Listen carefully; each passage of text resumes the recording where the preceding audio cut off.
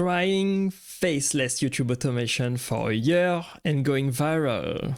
Let's see if this video explains the best way to make money.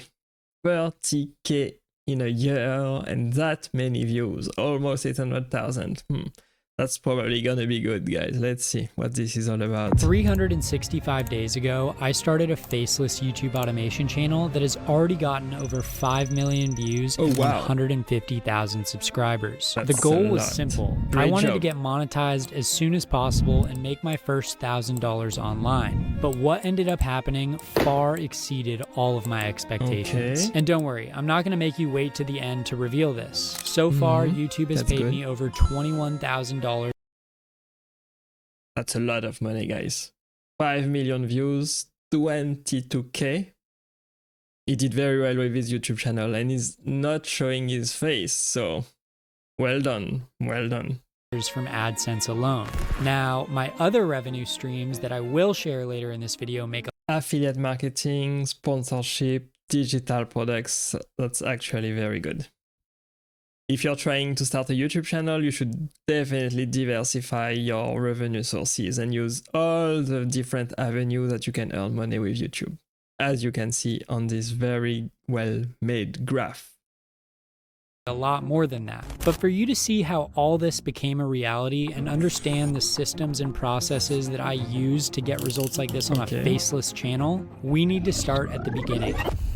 Okay. A few years ago, I heard about the term YouTube automation. Essentially, it's an online business model and a bit of a loophole where you can make money online from. I've also heard about YouTube automation, but keep in mind that it is not automated at all. Automation in this case means hiring people to do the work for you. So it's not really automated because you still have to do the hiring yourself, coming up with ideas, finding good people, putting up job listing, interviewing people, and actually managing your employees afterwards. So as a manager, it takes a lot of work to get people to do exactly the job that you want them to do. So it's not very automated. It's automated in the sense that you don't do the work yourself, but you still have to manage your employees that will do the work for you. So keep that in mind watching this. From faceless YouTube videos. There are tons of channels out there doing this, and you've probably seen the gurus who tell you how easy it is to do. They usually drive around in an expensive... Yeah, keep in mind that there's no easy way to make money online. Every way is actually difficult and will require you a lot of work if you actually want to make a full-time income online and actually make some substantial amount of money. Car with a big watch on, and they try to sell you on the lifestyle rather than the actual process. But I can tell you that after years of making faceless content where I've had videos get millions of views and others that have totally flopped, it is anything but easy. It is not Unfortunately, easy. You're not going to get rich making a 10-hour rain sound video. Those days are over. I know this because I've invested thousands of dollars into courses and my own projects where I've learned one very important secret that none of the gurus are telling you. The truth is, you need a very strategic plan to get long-term results with YouTube automation. Trust me, it's just like every business, whether it is online or not, you definitely need a good plan. You need to study the market, you need to come up with great idea or great product or great services that you're going to sell, and you need to reach your customers and make them happy, of course. So a plan is essential if you want to succeed, but you can start with a plan, but you can also deviate from your plan if you sense that it's not going to work. So you can change along the way. That's called pivoting. It's not all about the editing or the thumbnails. It's about having the right strategy from day one and using a proven method that actually works. And that is exactly what I'm going to show you for the rest of this video. Do you frequently go that far out of your way to capture the thumbnail? Yeah, I mean, of course, everyone should. If people don't click, they don't watch. So you want to give them something to click. Let me simplify that for you. You need to get people to click on your video, then watch your video, and finally enjoy their time watching your video. But as a beginner, the thumbnail is one very important part of YouTube. There's no point making a great video that you put a lot of hours and a lot of work into if nobody's gonna watch. And the first step to make people actually want to watch your video is to click on it. So the thumbnail and the title are actually very important and the first step to make people watch your video. So you should actually start with the title and the thumbnail every time you try to create a YouTube video, and then continue with the rest of the video. Because if nobody clicks on your video, then nobody's gonna watch it anyway, so. The hard part is learning to do those things better than everyone else. And that takes us into the first step of my process, which is coming up with a good idea. And if you mess this part up, it's going to undermine the rest of all the steps in this process. So this is the most important part. The best way to do this is to think of the audience who's going to be watching your video. Ask yourself questions. That's very true. For any type of business, especially for a YouTube channel that is 100% online, is actually hard to relate to your audience. But to be successful in business, you need to think about your target customer first. You need to make sure for YouTube that the audience is gonna enjoy the video that you're making. So always think about your customers, always think about your audience, and make videos that they actually will want to watch. Questions about them, like what does my niche want? What are they scared of? How old are they? I'll drop a full list of questions in the description below, but what we're really looking for here are some video topics and titles that will address the actual needs of your audience. Because if you don't do this, then your videos are gonna flop like this one did. Let's use this one as an example. Because my audience is mostly interested in YouTube and Instagram, when I uploaded this video about LinkedIn, it initially didn't perform super well. In fact, it was actually the slowest start that I've ever had because it doesn't address your needs. If you make a YouTube channel about Instagram and YouTube, there's no point talking about LinkedIn actually. So that totally makes sense what he's saying here. Make video that your audience will enjoy, that they actually want to watch, and you can find out by looking at your YouTube analytics. So, even though I think it's one of the best videos in terms of quality and information, it's still flopped. But then, whenever I post about Instagram or YouTube, the videos usually do great because that's what you guys are looking for. And look, these channels who talk about TikTok, they get crazy amounts of views. But then, when I try to talk about TikTok, it doesn't really do well because about 15% of my audience live in countries where TikTok is banned, so it's not relevant to them. Shout out India. Coming up with good video ideas can be really tough. So one of the best ways that I use to do it is to research the trends in my niche. Then I cross-check them with keyword softwares to validate that those are good ideas that people are interested in. But a good idea isn't everything. You also need to pique their interest, and this is another place that most people mess up. A lot of small YouTubers start scripting their video, and then they film it, and then they edit, and then thumbnails, and then title. Yeah, that's really bad. You should actually come up with a thumbnail and a title first, and then edit and take your video. But that is a huge mistake, and it's a big reason why you aren't getting views on your videos. Experts on YouTube know that before you ever start scripting, you need to come up with a title and a thumbnail. This is not only because your title and thumbnail will literally be the first things that people see and the sole reason they decide to watch your video or not, but you should put a lot of work in your thumbnail and your title, because if nobody clicks on your video, nobody's gonna watch it. So it doesn't matter if your video is bad or is very good. If nobody clicks on it, nobody's gonna watch. So the thumbnail is very, very important. And it's probably the first thing that you should think about when coming up with a video idea. Also, because the first 10 seconds of your video need to reassure the viewer that they're watching the right video and in the right place. Let's just look at not really the first 10 seconds, probably the first 30 seconds. Well, let me explain. In the first 30 seconds, people click on the thumbnail, they see what the video is all about, and then they start to watch and see if they actually want to watch the rest of the video. So in the first 30 seconds, you should provide a strong hook to your video to make people keep watching.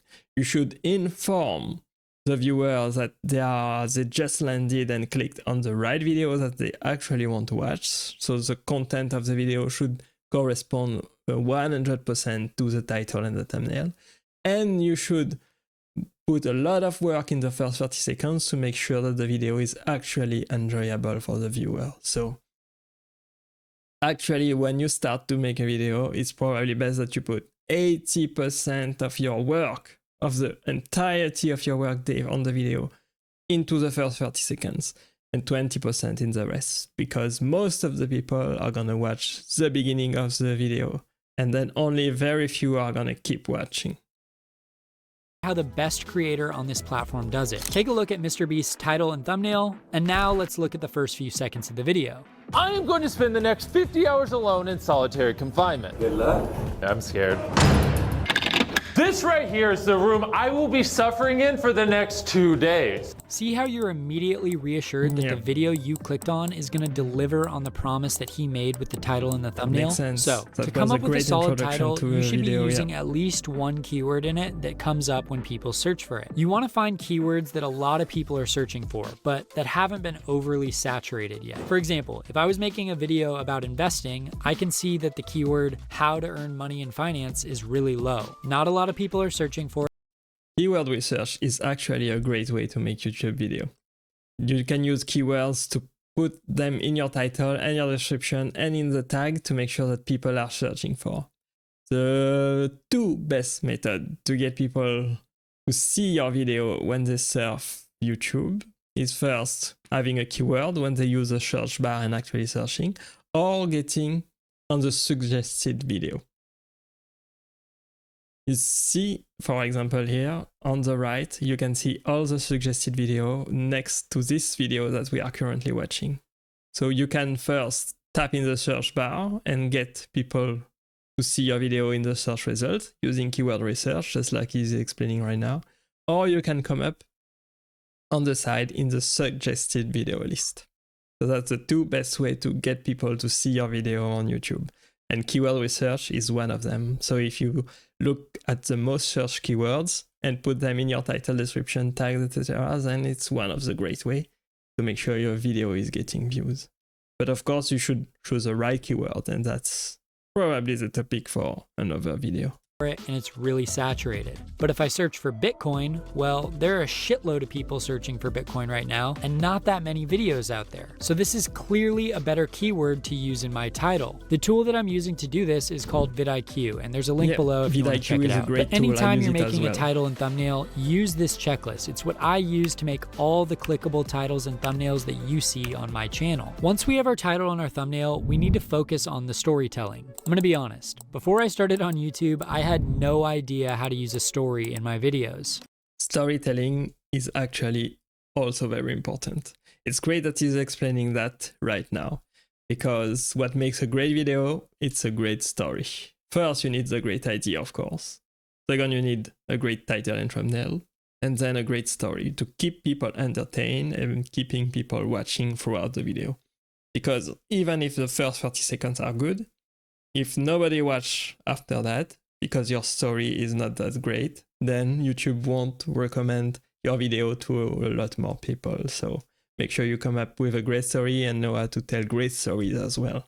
I watched tons of explainers from other YouTubers, and everybody was talking about storytelling. They'd talk about how important it is, how much it helps your video, but nobody was telling me how I should actually use it. Yeah. Every video basically says, if you want more retention, you should tell a story. It'll have a beginning, a middle, and an end. But this formula doesn't actually work. It's way too general. How do I start the story? What should go in the middle of the story, and what do I do with the ending? Most importantly, where does the climax go? Well, storytelling is actually a science by itself, and it can take years to master storytelling. The greatest filmmakers in the world are great storytellers, and they've been at it for decades. So if you're just starting a YouTube channel and want to know how to succeed, it's probably gonna take a lot of practice for you to master storytelling. So it's not today that you're gonna learn everything about storytelling, but you can start today.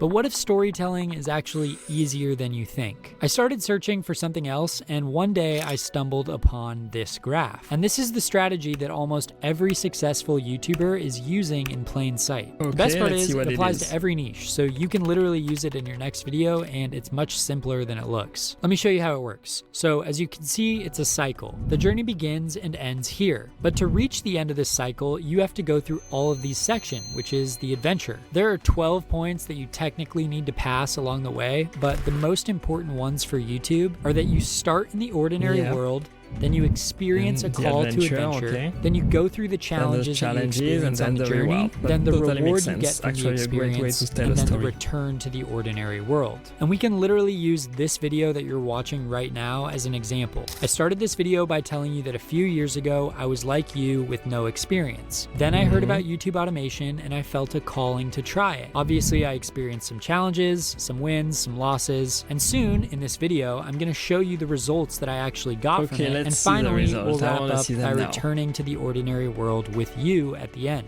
Within the storyline, you also need to supplement in what I like to call retention spikes. Sometimes I'll pretend like I'm talking to Joe Rogan, or I'll go off on a random tangent, or use an AI voice like this to give you guys a little bit of a break and reignite your attention. This works in every niche. Every single one of the videos that I'm showing you on screen uses the same storyline and tricks. You're going to start noticing retention spikes. So that actually breaks in the story to make sure the audience keep watching, to keep it interesting. If you do the same thing over and over again with no breaks, then people are gonna get bored.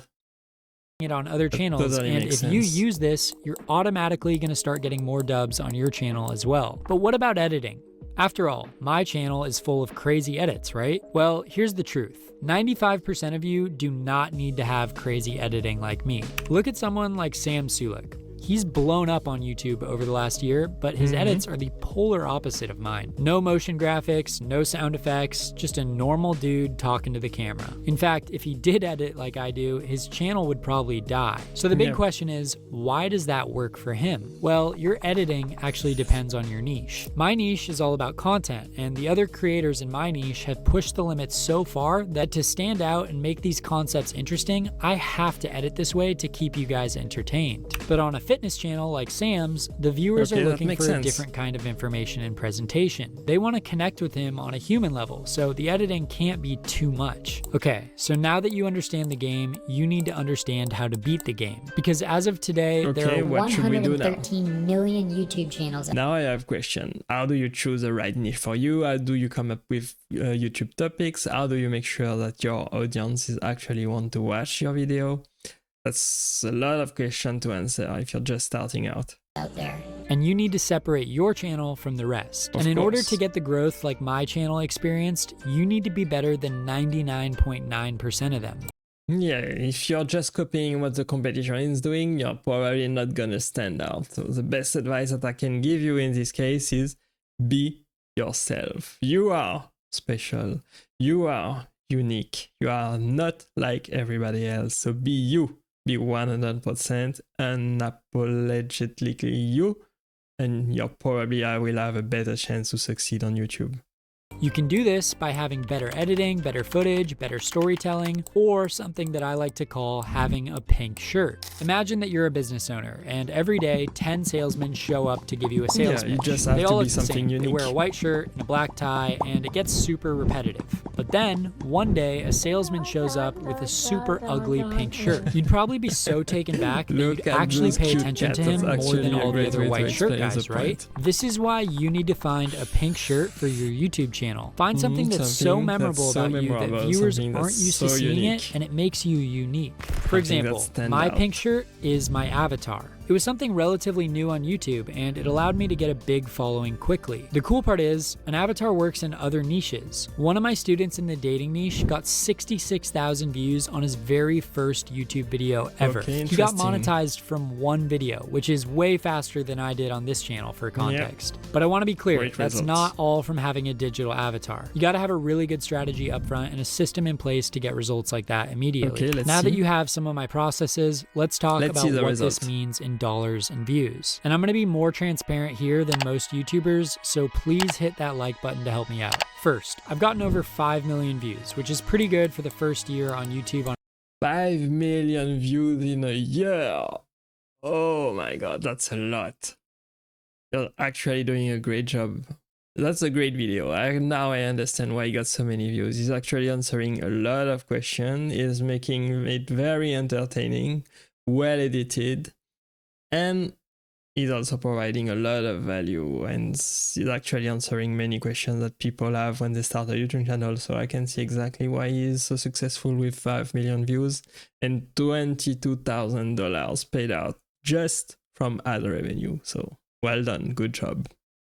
On a new channel. I always heard so much advice from bigger YouTubers and even guys like Hermosi who say things like, find a platform that you like, ideally one that you're probably already using, and you just post again after you posted once. And you say, you know what, this was 7 days apart. If I do this every 7 days, I will now be consistent. But I only uploaded 35 videos, so... Yeah, imagine that. 5 million views, $22,000. Almost 150,000 subscribers and only 35 videos. Wow. So that's record breaking. That's a great performance actually. Not bad I actually at all. disagree with this. Being successful on YouTube is far less about volume and more about quality. In other words, I would prefer to have one really good video over 10 decent videos any day of the week. Second, I've gotten over 150,000 subscribers. But keep that in mind. Quality is actually very important on YouTube. You have to make quality videos that people enjoy, that people want to watch, that is better than your competition, that is totally unique, that is you, that is trending, that is interesting, etc. But to be all of those things, you actually have to become very good at it. You have to acquire all of the different skills that make a YouTube channel successful. Coming up with ideas, the brainstorming, setting the competition. You have to know how to edit well, how to make a great thumbnail, how to come up with great titles, how to present your video, how to promote your video, how to cross-promote, etc. How to actually make the video interesting for the viewer with a great storytelling, with retention spikes, with breaks, etc. And to make sure that you know and master everything, you have to, if you are a complete beginner, you have to actually come up with a ton of video ideas and produce a ton of content to get good at it. Only through repetition and practice you can be good. Keep in mind that this guy, when he started his channel and only did 35, 36 videos, he already had a ton of experience from previous channels. So he already had made a ton of other videos to master all of these different skills. So that totally makes sense that he can be successful so fast. That's because he already had an experience before that. But if you're totally new, if you're starting from scratch, if you've never been a YouTuber or a content creator, you're probably not gonna succeed that fast. So that's why you should probably also put out a ton of video first and not focus on quality only, but also on quantity. Basically put out the best quality that you can as often as you can. So that's what I would say. While other channels in my niche have really struggled to keep up. This channel was a lot bigger than mine about 6 months ago, but now we've more than doubled his subscriber account by uploading less videos. Third is revenue. As I said, my goal when I started this whole operation was just to make some money online, specifically $1,000. But this channel totally surprised me. So far, in 1 year, the channel has earned over $21,000 just from YouTube AdSense. My CPM, which is the amount that advertisers pay per 1,000 views, is around $9 or $10, which is okay. Some channels get less, some channels get more. One of my clients actually had a video that has a CPM of over $130,000, which might be a record. But outside of what YouTube pays me, I also make money from a few different revenue streams: partnerships, affiliate links, and products or services. I get emailed about 10 partnership opportunities per day where companies ask to sponsor these videos. Basically, they want to run a little commercial at the beginning or the middle of my video. Sponsorship is actually one of the greatest way to make money. People make tons of money on sponsorship. Even the biggest channel makes a ton of money on sponsorship. You can, because AdSense is very limited. If you only focus on the ad revenue, you're probably not gonna make as much as money as you could. You should also utilize all of the other streams or revenue streams that exist for a YouTube channel, such as sponsorship, affiliate marketing, selling your own product or services, etc. Videos, you know, stuff like this. Now for a quick word from our sponsor, Manscaped, the world's greatest men's grooming company. Now, I could make a lot more money if I did these more often, but to be honest, I don't want to ruin the viewing experience for you guys with a bunch of ads. Whenever I'm watching a YouTube video or listening to a podcast and there's some 90-second ad, I don't really like doing sponsorship either, only for the product that I really believe in, and there's not a lot. It literally makes me want to throw my phone out the window. So I really only take on sponsors when it's a perfect fit and I feel like the product will genuinely be helpful for you guys. Affiliate commissions are nice as well. Occasionally, I'll throw out an affiliate link that you guys might be interested in, like the vidIQ research tool below. Anytime that you guys sign up to use one of those, I would make a percentage. If you follow me, then you know that I almost never push that on you guys because I don't want to come off as salesy, but they are there in case it makes sense for you. And maybe I'm doing this all wrong because the other day I saw this YouTuber breaking down his income. It sounds like he's making close to 6 figures just from affiliate links. A typical month will do 200 to 250K in revenue. Most of my money is made through affiliate marketing right now. I'd say about 50 to 55% of the revenue that comes in. Oh wow, 50% of his revenue stream come from affiliate marketing.